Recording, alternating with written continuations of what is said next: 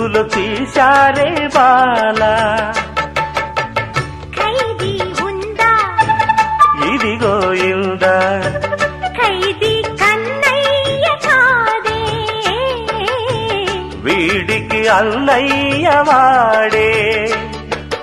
జగదేక వీరుడి కథ